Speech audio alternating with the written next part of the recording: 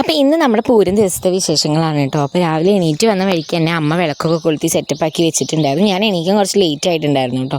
അത് കഴിഞ്ഞപ്പോഴേക്കും അമ്മ ഫുഡ് ഉണ്ടാക്കി വെച്ചിട്ടുള്ളതെടുത്ത് കഴിക്കുക എന്നുള്ളതായിരുന്നു അടുത്ത എൻ്റെ പരിപാടി. അപ്പോൾ അരിപ്പുട്ടും ഗോതമ്പ് പുട്ടും ഉണ്ടാക്കിയിട്ടുണ്ടായിരുന്നു കേട്ടോ. അപ്പോൾ ഞങ്ങളിപ്പോൾ ഗോതമ്പ് പുട്ടിൻ്റെ പിന്നാലെ ആയതുകൊണ്ട് ഗോതമ്പ് പുട്ടാണ് ഞാൻ കഴിച്ചത്. അത് കഴിഞ്ഞപ്പോഴേക്കും ഓരോരുത്തരായിട്ട് നമുക്ക് വന്നു തുടങ്ങിയിട്ടുണ്ടായിരുന്നു ആണ്ടി. അപ്പോൾ നമ്മുടെ പൂരം ആകുമ്പോൾ ഇങ്ങനെ ആണ്ടിയും പൂതിനും കാര്യങ്ങളൊക്കെ നമ്മുടെ വീട്ടിലേക്ക് വരാറുണ്ട് കേട്ടോ. അപ്പോൾ കുറച്ച് നേരം അങ്ങനെ ആണ്ടിയുടെ പാട്ടും കാര്യങ്ങളൊക്കെ കേട്ട് നിന്ന് നേരെ ഞാൻ തിരുമ്പാനാണ് പോയിട്ടുണ്ടായിരുന്നത്. അപ്പോൾ വേഗം തിരുമ്പണ പരിപാടികളൊക്കെ കഴിച്ച് പിന്നെ നേരെ കുളിക്കാനായിട്ട് പോയിട്ടുണ്ടായിരുന്നു കേട്ടോ.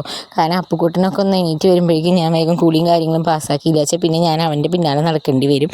അവനാണെങ്കിൽ ഇന്നലെ ലേറ്റ് ആയിട്ടാണ് വന്ന് കടന്ന ക്ലബ്ബത്തെ പരിപാടിയൊക്കെ കഴിഞ്ഞിട്ട്. അപ്പോൾ അതുകൊണ്ട് തന്നെ ഇന്ന് നേരം വൈകിട്ടാണ് ആൾ എണീറ്റിട്ടുള്ളൂ. പിന്നെ ഫുഡ് ഉണ്ടാക്കുന്ന പരിപാടികളൊന്നും നമുക്ക് ഉണ്ടായിരുന്നില്ല. കാരണം അച്ഛൻ്റെ വകയായിരുന്നു ഫുഡ്. നെയ്ച്ചോറും ചിക്കൻ കറിയും അതേപോലെ കച്ചമ്പറും കാര്യങ്ങളൊക്കെ ഉണ്ടായിരുന്നു. അത് കഴിഞ്ഞപ്പോഴേക്കും കരിങ്കാളി വന്നു കേട്ടോ. ഇത് ഓരോ വീട്ടുകാരായിട്ട് ചടങ്ങായിട്ട് നടത്തുന്നത്. അപ്പോൾ കരിങ്കാളിയൊക്കെ വന്ന് കുറച്ച് നേരം അങ്ങനെ തുള്ളിയിട്ടും കാര്യങ്ങളൊക്കെ കളിച്ചിട്ട് പോയി. അപ്പോഴേക്കും അപ്പോൾ എണീറ്റിട്ടുണ്ടായിരുന്നു. അപ്പോൾ അതുകൊണ്ട് തന്നെ അവന് നല്ല ഇഷ്ടമായി സംഭവം. അവൻ കുറേ നേരം നിന്ന് കാണുകയൊക്കെ ചെയ്തു. ആൾക്ക് പിന്നെ ഇങ്ങനത്തെ കാര്യങ്ങളൊന്നും പേടിയും കാര്യങ്ങളൊന്നും ഇല്ലാത്ത കാരണം കൊണ്ട് വലിയ കുഴപ്പമില്ല. ആളിതൊക്കെ ഇങ്ങനെ കണ്ട് രസമായിട്ട് നിൽക്കുകയൊക്കെ ചെയ്യും. എനിക്ക് ആളുടെ നിന്ന് അനുഗ്രഹം കാര്യങ്ങളൊക്കെ കിട്ടിയിട്ട് അവരങ്ങനെ പോയി കഴിഞ്ഞിട്ടുണ്ടായിരുന്നു. അപ്പോൾ അവർ പോയ ശേഷമാണ് പിന്നെ ഞാൻ ഫുഡ് കഴിക്കാനുള്ള കാര്യങ്ങൾക്കൊക്കെ നിന്ന് കേട്ടോ. അപ്പോൾ കുറച്ച് റൈസും അതേപോലെ ചിക്കൻ കറിയും പിന്നെ കച്ചമ്പറൊക്കെ കൂട്ടിയിട്ട് ഇങ്ങനെ കഴിച്ചു. ഞാൻ വല്ലാണ്ട് ഇപ്പോൾ ചിക്കനൊന്നും അങ്ങോട്ട് കഴിക്കാറില്ല. കാരണം വയറിന് എന്തെങ്കിലും പ്രശ്നം പറ്റിക്കഴിഞ്ഞാൽ പിന്നെ നേരെ ഹോസ്പിറ്റലിലേക്ക് പോകേണ്ടി വരുമല്ലോ എന്ന് വിചാരിച്ചിട്ടാണ്. അത് കഴിഞ്ഞപ്പോഴേക്കും ഏട്ടൻ വേഗം പുറപ്പെട്ടു പോയി. ഇതാണ് ഇപ്രാവശ്യത്തെ പൂരത്തിൻ്റെ കോസ്റ്റ്യൂം കേട്ടോ. അപ്പോൾ അതൊക്കെ പുറപ്പെട്ടു പോയി. അപ്പോഴേക്കും അപ്പുക്കുട്ടനെ ഒന്ന് കിടത്തി ഉറക്കിയിട്ടുണ്ടായിരുന്നു. ഇല്ലാന്നുണ്ടെങ്കിൽ പിന്നെ വാശിയാവുമല്ലോ എന്ന് വിചാരിച്ചിട്ട്. അപ്പം നമ്മുടെ വയറ്റത്തെ ആളും ഇങ്ങനെ റെഡിയാണ് പൂരത്തിനൊക്കെ ആയിട്ട്. അപ്പോഴേക്കും അപ്പൂൻ്റെ കോസ്റ്റ്യൂമും കാര്യങ്ങളൊക്കെ ഞാൻ അവിടെ എടുത്ത് വെച്ചിട്ടുണ്ടായിരുന്നു. മുണ്ടൊക്കെ മേടിച്ചിട്ടുണ്ടായിരുന്നു ആൾക്ക്. ആ ഗ്യാപ്പിൽ ആൾ ഉറങ്ങുമ്പോഴാണ് ഞാൻ ആൾക്കുള്ള ബാക്കി മേക്കപ്പുകൾ ചെയ്യുന്നത്. ഇല്ലാന്നുണ്ടെങ്കിൽ ഇങ്ങനത്തെ സാധനങ്ങളൊന്നും ഇടാൻ സമ്മതിക്കില്ല. ഇതൊക്കെ മേടിച്ച് വെച്ചേക്കുന്നത് വെറുതെയാണ്. അപ്പോൾ അതൊന്നും ഇടാൻ സമ്മതിക്കാത്തതുകൊണ്ട് തന്നെ ഞാൻ ആ ഉറങ്ങുന്ന സമയം നോക്കിയിട്ട് കയ്യിലൊരു വാച്ചും അതേപോലെ ഇടിവളയൊക്കെ കെട്ടി കൊടുത്തു. പക്ഷേ കെട്ടിയതൊക്കെ വെറുതെയായി. അവനതൊക്കെ അതേപോലെ തന്നെ അയച്ചു വെച്ചിട്ടുണ്ടായിരുന്നു കേട്ടോ. എങ്കിലും എനിക്ക് ഇതൊക്കെ ഇങ്ങനെ അണിയിച്ചൊരുക്കി പറഞ്ഞുവിടാൻ ഭയങ്കര ഇഷ്ടമാണ്.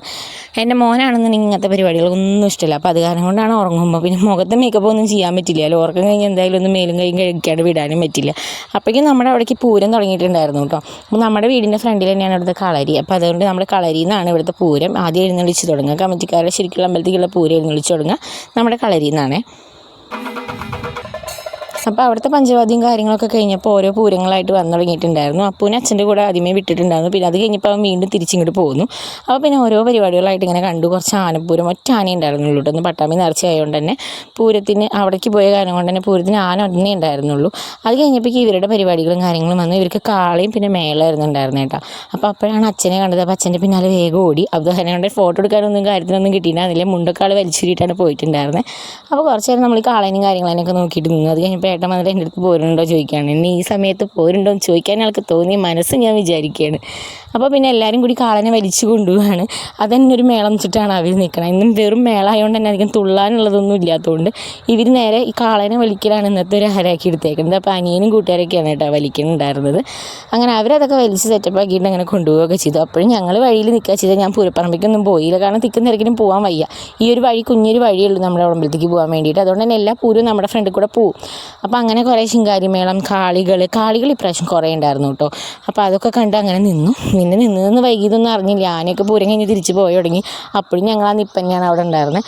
പക്ഷേ വൈബായിരുന്നു. കാണാനൊക്കെ നല്ല രസമുണ്ടായിരുന്നു. ഇനി തൊട്ട് ഇവിടെ ഞാൻ നിൽക്കുള്ളൂ. പൂരപ്പറമ്പിൽ പോയി കഴിഞ്ഞാൽ ഒന്നും കാണില്ല. നമ്മൾ ഈ ഹൈറ്റ് കുറഞ്ഞ കൂരിയാറ്റുകളായ കാരണം കൊണ്ട് ഒന്നും കാണാൻ പറ്റില്ല. അത് കഴിഞ്ഞ് കുഞ്ഞൊരു വെടിക്കെട്ടും കാര്യങ്ങളൊക്കെ ഉണ്ടായിരുന്നു. അപ്പോൾ എന്തായാലും വെടിക്കെട്ടിൻ്റെ സമയത്ത് നമുക്ക് അമ്പലത്തിലൊന്നും പോയി നിൽക്കാൻ പറ്റില്ലല്ലോ. ഇത്രയും അടുത്തില്ല ഡെലിവറി. അപ്പോൾ അത് കാരണം കൊണ്ട് നമ്മുടെ വീട്ടിൽ നിന്നിട്ടാണ് ഞാൻ വെടിക്കെട്ട് കണ്ടത്. എങ്കിലും നമ്മുടെ വീടിൻ്റെ അവിടെ 2-3 വീട് അപ്പുറമുള്ള അമ്പലം. അതുകൊണ്ട് തന്നെ നമുക്ക് വീട്ടിൽ നിന്നാലും കുറേശ്ശൊക്കെ ഇങ്ങനെ കാണാൻ പറ്റും. അപ്പോൾ ചെറിയ രീതിക്കുള്ള വെടിക്കെട്ടേ ഉള്ളൂ. വലിയ ആർഭാടമായിട്ടൊന്നും ഇല്ല. എങ്കിലും വേണ്ടില്ല എന്ന് പറഞ്ഞിട്ട് നമ്മൾ വീട്ടിലിരുന്നിട്ട് അതൊക്കെ ഒന്ന് കണ്ട് ആസ്വദിച്ച് അത് കഴിഞ്ഞപ്പോഴേക്കും താലും കാര്യങ്ങളൊക്കെ വന്നിട്ടുണ്ടാകുമല്ലോ. സാധാരണ ഞാനും എടുക്കാറുണ്ട് താലം. ഇപ്രാവശ്യം എടുക്കാൻ പറ്റാത്ത സമയ കാര്യം കൊണ്ട് എടുത്തിട്ടില്ല. അപ്പോൾ നമ്മുടെ കസിൻസും മേമ്മമാരും അങ്ങനെയുള്ളവരൊക്കെ തന്നെയാണ് നമ്മൾ താലെടുക്കലും കാര്യങ്ങളൊക്കെ ചെയ്യാറുള്ളത്. അപ്പോൾ അങ്ങനെ കുറച്ച് നേരം താലം വന്നതും കാര്യങ്ങളൊക്കെ നോക്കിയിട്ട് നിന്നു. അതും നമ്മുടെ കളരിയിൽ നിന്ന് എഴുന്നള്ളിച്ച് പോവുക. അപ്പോൾ അത്രയൊക്കെയാണ് ഇന്നത്തെ പൂരത്തിൻ്റെ വിശേഷങ്ങൾ.